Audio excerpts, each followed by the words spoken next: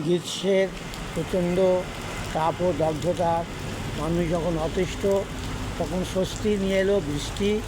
দেখুন বৃষ্টি কীরকম পড়ছে, মানুষ একটু গরমের হাত থেকে মুক্তি পেল। তাই রাস্তায় মানুষ যখন বেরিয়েছিল, জানে না আজকে ঝড় বৃষ্টি হবে, তাই ছাতা রেনকোট কিছু যারা নিয়ে বেরোয়নি, তারা একটু ছাওয়ায় দাঁড়াবার জন্যে এখানে এসেছে। দেখুন ভিড়ও আছে।